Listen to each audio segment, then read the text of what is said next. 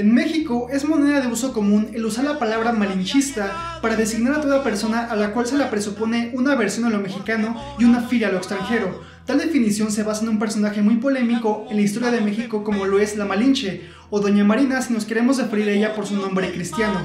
En el saber popular y sobre todo en la enseñanza pública, se tiene a Doña Marina como un personaje traicionero, una vendepatrias e incluso una prostituta que se mueve de forma sumamente interesada sin tener en cuenta sus raíces.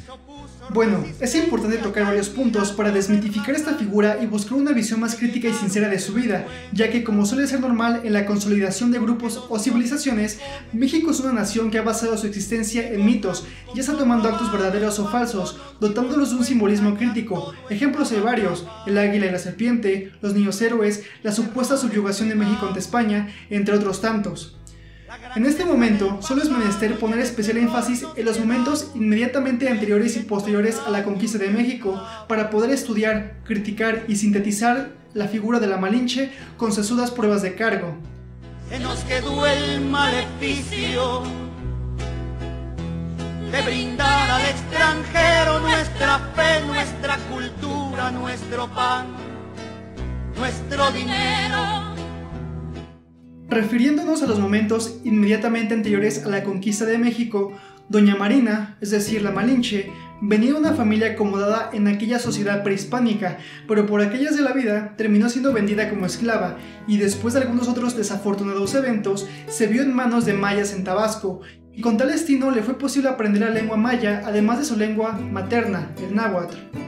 Situándonos en la conquista misma, en marzo de 1519, Hernando Cortés, después de intentar un acercamiento pacífico, se enfrentaría a los mayas en Tabasco y les vencería, con lo cual estos repararían en rendirse y pedir perdón y tregua, entregando a aquel ejército español de no más de 500 hombres, algunas mantas, oro y mujeres esclavas. Dentro de estas mujeres se encontraba a la que a partir de ese momento se le pasaría a llamar Doña Marina, pues sería bautizada en el acto y una vez convertida cristiana pasaría a acompañar a aquel ejército que venía de donde se pone el sol hasta la culminación de la gesta de la mal llamada conquista de México. Y digo mal llamada porque en aquel entonces no existía un proyecto político único y unido mexicano, y mucho menos existía con ese nombre. Pues bien, de Doña Marina se han hablado y escrito sus actos en buena cantidad. Se conoce que era fiel compañera de Cortés, no por nada en la mayoría de códices se la ve junto a Cortés en todo momento. Se sabe que servía como intérprete y aún más procuraba del ejército de Cortés, dando aviso de peligros, y servía como vínculo diplomático para establecer alianzas con los indios,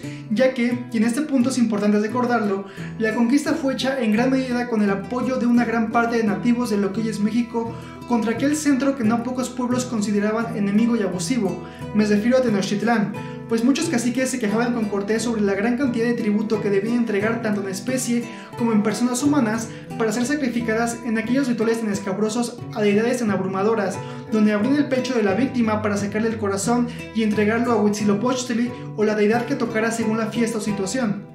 Y por último, siguiendo los pasos de Marina, una vez la gran Tenochtitlán se rindió ante el capitán don Hernando Cortés y sus hombres, se conoce que en 1522 nace Martín Cortés, hijo de Marina y Hernán Cortés, y que pasa a ser esposa de un tal Juan Jaramillo para pocos años después acompañar a Cortés a tierras sudamericanas, donde ya sería más difícil seguir la pista de sus últimos años. Con todo esto ya podemos dar unas pinceladas sobre lo que en verdad significó Doña Marina para México, que reuniremos en los siguientes puntos de una forma brevísima.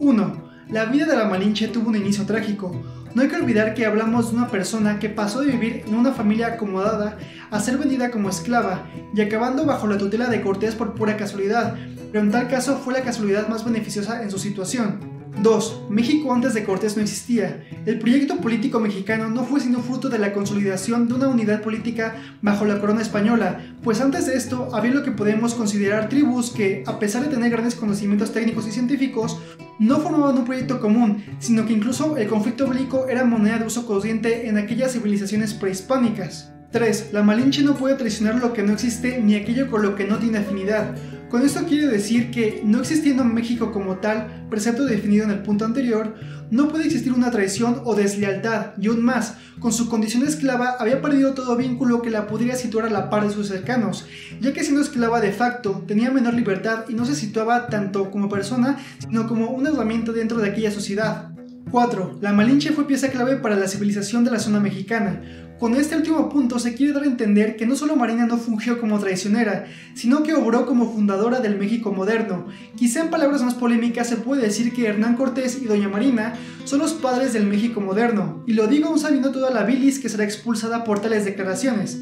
Pues bien, que con lo dicho se explica el obrar español en América abocado en el mestizaje, pues el Imperio Español no destruyó el México prehispánico, sino que lo absorbió, lo aprendió y lo moldeó bajo preceptos hispanos y católicos. Así que en conclusión, usar de forma anacrónica una figura histórica que desempeñó su rol en un tiempo completamente distinto, revistiéndola de un halo negativo, sirve como un mito para consolidar una idiosincrasia popular abocada a una unidad basada en inexactitudes, mas no es útil para tener un saber histórico verdadero y crítico. Habrá de entender que la historia de México no se puede entender de espaldas a España, por lo que es menester mantener aquella unidad hispana para obtener una mayor libertad, o por otro lado, simplemente entregarnos al fracaso y la subordinación.